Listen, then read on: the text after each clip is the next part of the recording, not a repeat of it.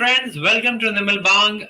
I am Piyush Jain, and today we are bringing to you a conversation as our ongoing budget conversation. As a part of that, we are bringing to you a conversation around economy. As we know, from the budget perspective, from the economic perspective, from the market perspective, it's a very imperative, again, very important to understand how the economy is doing, what actually it could really lead to from the perspective of central banking actions. Are we sort of looking for an economy which is overheating up, or we are looking for some strong growth data in the coming quarters? So it's always good to actually get those sort of granular data. And to understand that, let me now welcome Mr. Indranil, Chief Economist of Yes Bank. Indranil, sir, first sort of takeaway, and over the last many days, you actually would have interacted a lot, and we actually have got some views over the economy, over the budget. Um, is this budget something which has pleased you, and also is this the budget which is really going to sort of help in keeping the inflation steady and also sort of boosting the growth? Okay, so to start with, I think let's understand the budget from the perspective of the overall reforms momentum that the government would want to build. And rightly so, they have gone for a contraction in the budget, despite the fact that this is probably the last, not probably, this is the last budget before the union elections. And there were some hopes that it might actually push for slightly populistic measures so far as consumption is concerned. The overall sort of strategy of the budget remains the same, in my opinion, as per the last budget also, which is basically the capital boost that they are trying to provide to the economy and create the virtual or the cycle in terms of creating employment through that, and therefore setting up the future employment momentum and hence the consumption boost at a later year. So immediately, for the year's perspective, I think it might not be extremely sort of pushy in terms of growth, but what it wants to do is therefore set a very solid base for the economy, on the back of which and on the basis of which the economy can see a relatively more sustained growth in the years ahead. On the inflation side, this budget is definitely not inflationary, though it has certain elements in terms of tax reductions at the lowest bracket and an incentivization towards move to the new tax regime. So we will have to see how much of people actually moves to the new tax regime. For the simple reason that certain categories of people may still be using the ATC, people who have home loans. So if they have to claim the deduction in terms of principal and interest, whether they will be shifting into the new tax regime really needs to be looked at. But at the margin, definitely tax incidence or on individuals at certain brackets of income level may actually come down and provide a little bit of push in terms of consumption. Okay, and now I'll come back from the perspective of where we are right now. Like over the last few sort of months or few quarters, we actually have seen a sort of gradual rising interest rate curve, and we have also actually seen sort of bond yields have moved up, bonds actually have cooled off. So from that perspective, when you take a look at the numbers, and when I'm seeing numbers, it implies nominal GDP growth calculations very conservative, 10.5% about basically they're building into factors here. When you take a look at that, and when you take a look at what actually the central bank action has done and the government borrowing program, what actually will you make out of that? I think it's a very large question that you have actually touched upon, in the sense that yes, on one side you have the central bank action, but we are very close to a pause level, if not the February being the last one. So we can still debate on that, given the fact that the central bank has laid out adequate conditions in its monetary policy commentary to indicate that inflation will be sticky, core will be sticky, and therefore the central bank will remain hawk-eyed on inflation, and it doesn't really close the door for any further rate increases from here on. So that's one perspective. The second perspective is whether the large amount of bond supplies that will be there from the central and the state governments, and in an atmosphere where credit growth is strong, and also possibly corporate bond issuances are likely to pick up in 2024 financial year, whether that creates an atmosphere of interest rates to rise further because of the supply pressure.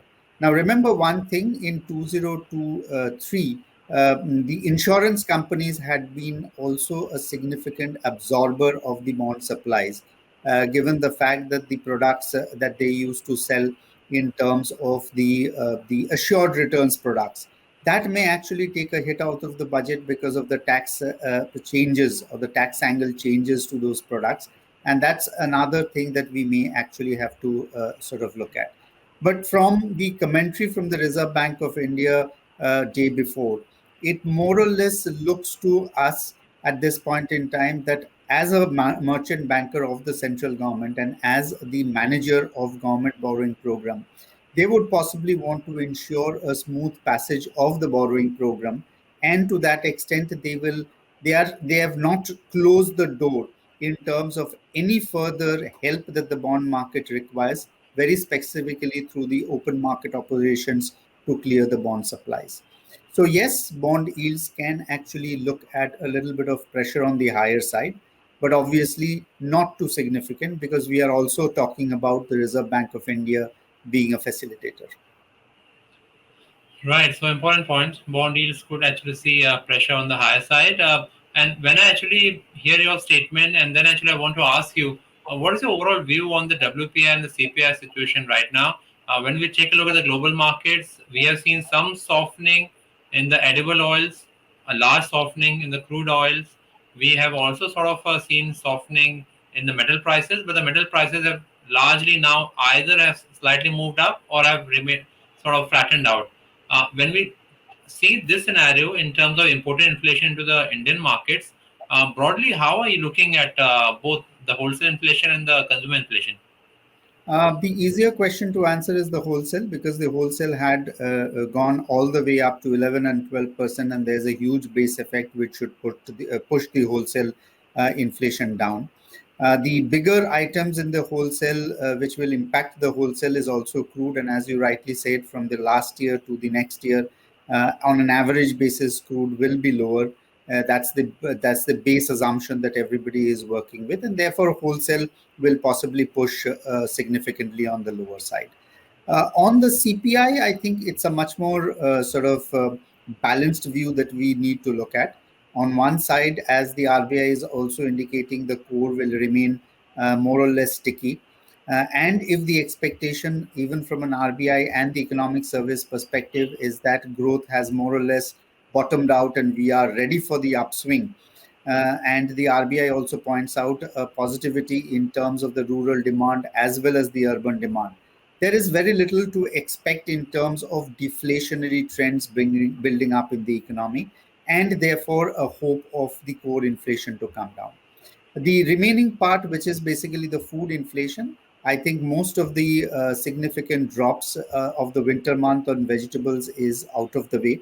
That had been instrumental in dragging the headline CPI number below the 6% level, and we should be steadying out at around the current level, or even the base effects of the last year may actually push headline inflation higher.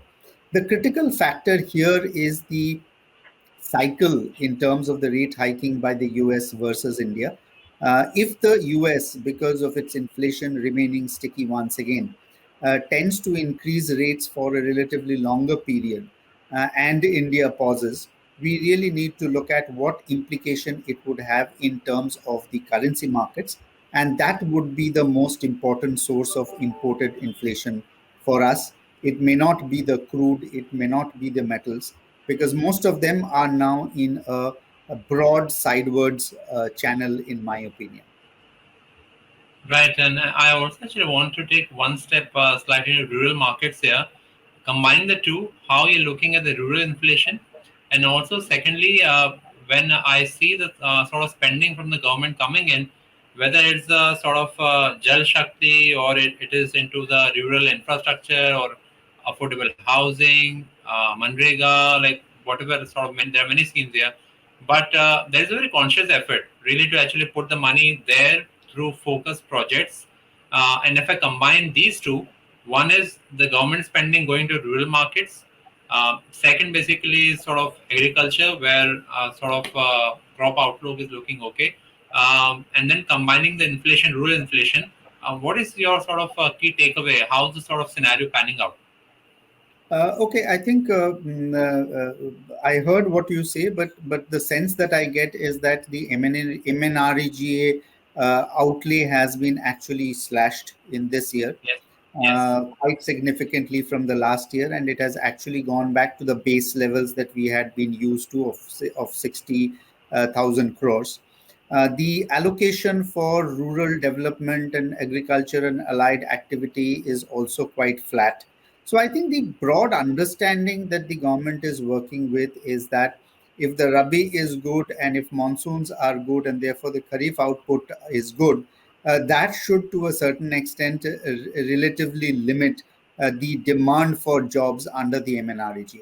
Now, remember, most of the boost that were provided for to the rural sector and rural development projects, including the MNREGA, was in the stress period of the COVID, where there was a significant amount of population that migrated away from the urban areas to the rural areas, and that was possibly needed in the COVID times, and the government is trying to work itself away from that.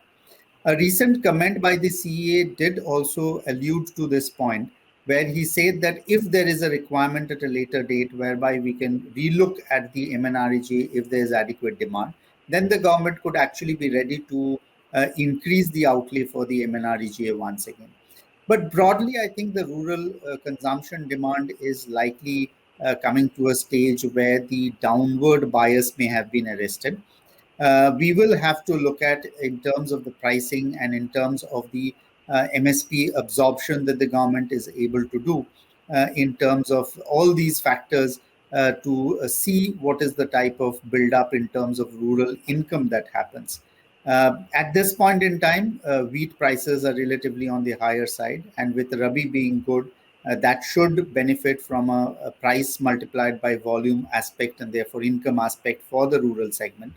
Wage growth, however, is relatively flat, but as inflation comes down, the real wage growth should also move back into the positive territory, which was negative for a significant period of time. So that's also a positive factor for the rural demand. So there's a lot of moving pieces that are there, and we'll have to keep evaluating how the rural piece actually moves. So, are you feeling positive about the rural, like a sort of GDP growth or the rural economic growth?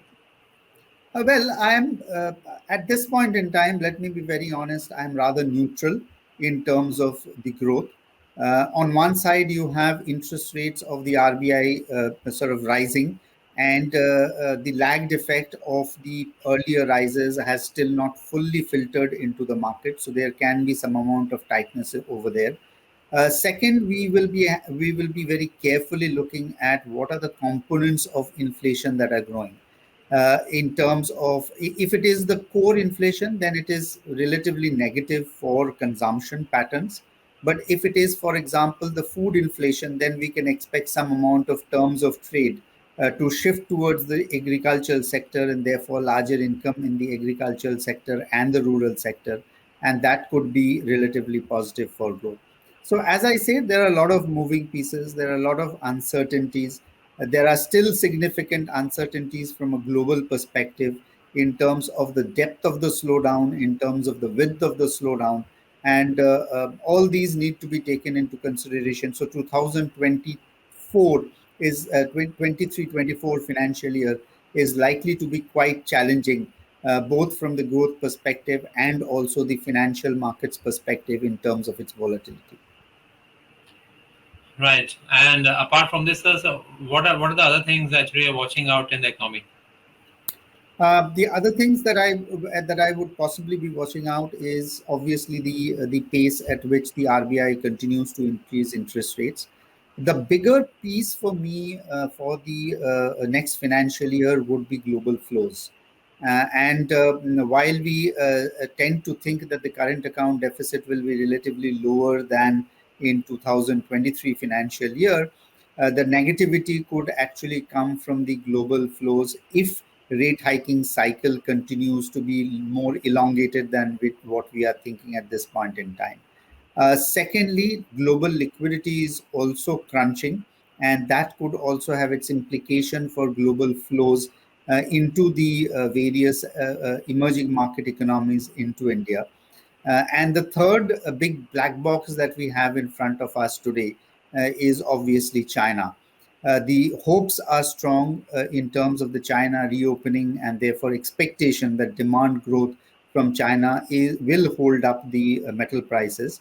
It can move either ways, in my opinion, and that's the other sort of big story that we are hoping and expecting will evolve into a more certainty. The risks that emanate out of China for 2023-24 financial year. Right, and that's sort of interesting point here. From that perspective, as we were just talking about the fiscal deficit numbers, uh, how actually are you looking at the fiscal deficit numbers? Uh, do you believe that those actually could there could be a positive surprise element to that also, or you think that perhaps as we move towards the course of the year, there actually could be still sort of higher needs for government spending? Uh, Very difficult to answer this question at this point in time. Yes, the fiscal deficit numbers, as I see on paper, looks relatively realistic, given the 10.5% growth estimate that they have put out. However, if you look at it in a slightly different way and sort of put together RBI's forecast on GDP and inflation, they have a 6.4% as a real GDP growth and a 5.3% as inflation. So that aggregates together more higher than 11%, which is definitely a positive surprise from the 10.5. So once again, in the next year, you might actually be blessed with a situation where revenue grows as revenue growth, the tax revenue especially, is stronger than the budgeted numbers, and that will be the comfort for the central government in the next financial year. Therefore, on paper, there is nothing to say or be critical about the fiscal numbers at this point in time. Of course, there can be some elements once again in terms of the disinvestment receipts and the receipts from the telecom, more in terms of the non-debt capital receipts. But overall, I think the budget, both in terms of the revenue growth projected and also the capital growth numbers projected, look to be on the reasonable side. Right, sir. And I want to ask one question, like as an economist, when you take a look at a sort of 10 lakh investment outlay, and when you take a look at the sort of gross fixed capital formation, what it really tells you from your sort of long-term forecasting of the economy, are we sort of like these could be very early days, but are we actually looking at sort of a higher economic trajectory here? Is that something which can be built up here? Well, from a pure sort of mathematical perspective, I don't think we will be achieving an 8% growth. And as the size becomes bigger and bigger, like in a large economy like the US, you can never dream of an 8% growth. It is more a 2 and the 3 and a 3.5. So as we go ahead, an 8% growth is not really likely. There are still structural bottlenecks in the economy. Yes, you need capital investment for the hard infrastructure of railways and roads and ports. But the next stage, I think that the government needs to look at is in terms of the hard infrastructure for education and healthcare. So those are certain things that we have not really paid attention to. Obviously, the immediate sort of retort that can come through is that education, for example, is a state subject, and what can the center do? Healthcare is in the concurrent list, and therefore the central government can do that much. But I think there has to be a joint handholding, and there has to be a very clear policy, like we did for the logistics policy, to actually bring the various parties together. It has to be a public private partnership also, and within the public you need the center and the state together to be energized enough to build these infrastructures and measure the outcomes vis-a-vis the inputs that go into this sector. Absolutely, I think those actually are some critical elements. A word also from the perspective of what is happening in a very short-term sort of bond market, and I'm just asking you because we have discussed so much about what's happening in terms of economy and bond, and over the last 2 3 months, what we have seen is there has been a lot of crowding into the sort of very short-term tenor, 3 months, 6 months, 1 year. Uh, as per you, in the fourth quarter, as per the RBI program, the government borrowing program, and the private market program, how is it looking to you? Well, I think obviously we are in a situation where we still have some amount of uncertainty in terms of the interest rate momentum, given the fact that most of the market was expecting the RBI to more or less call it a pause after the February hike. Some entities were expecting also for no increase in February. So some of these expectations that were floating around in the market definitely has not been adhered to from an RBI's perspective. So unless and until you actually reach the bliss point or the upper level in terms of the interest rate and there continues to be no further uncertainty, then only you can expect various economic agents to set their expectation in terms of capacity building and what is the funding requirement that is, and that then you can actually see some amount of elongation in the duration. Till that point in time, people I think are playing extremely safe by assessing the and accessing the short end of the market, because the repricing will be that much faster if interest rates were to fall. Obviously, there's a risk that if interest rates rise, then they will be at the they will be taking the hit. But the broad expectation is that most central banks are nearing pause positions, and RBI could have also maybe have been done with the last 25 in February. And going forward, a better clarity is needed for durations to increase in the bond markets. I think my last question would be actually just to touch back upon again. Are you saying that perhaps for all our viewers would be really thinking about rising EMIs or sort of rising interest rates? Are you saying that we perhaps could be towards the last 25 basis point hike, and that would be like that's it? When the December policy came out, we were looking at two rate hikes, and that to a large extent has sustained in our mind. So we are definitely looking for one more after the February, and that's the pain that the general consumers and home loan bearers would have to take. But also, let us understand the situation that when you are talking about a home loan, it is nothing less than 10 years or even higher at 15 years and 20 years. There can be various interest rate cycles within the 10 to 15 years that we are talking about. And while the home loan payers are disadvantaged at this point in time, as the interest rate cycle changes within the time frame that we are talking about, obviously there will be some benefit also. And from a larger perspective of the 10 to 15 to 20 years, I think a lot of this will actually normalize. So the message is near term, yes, there may be pains for consumers who have taken home loans, vehicle loans, etc. But expect them to normalize over the remaining part of your payment period.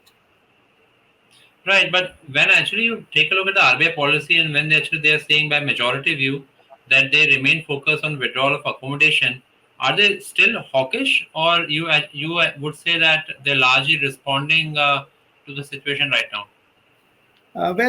As a credible central banker, if your interest rates or your inflation has just come below the threshold level, there are two readings which are now below the 6% level, but the 4% still seems to be sort of eluding.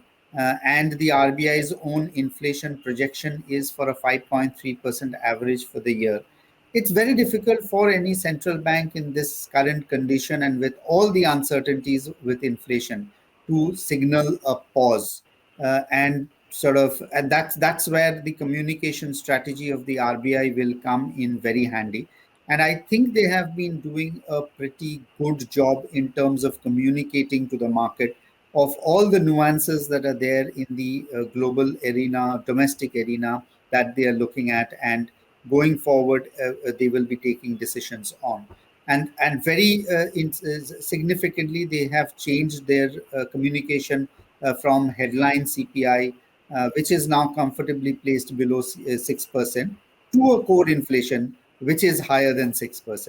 So that's I think the answer for you. And hence, no central banker in the current situation, especially as an emerging market economy, will be able to signal a pause in a very, very confident manner. And hence, the door has been kept open for the RBI to react possibly either ways.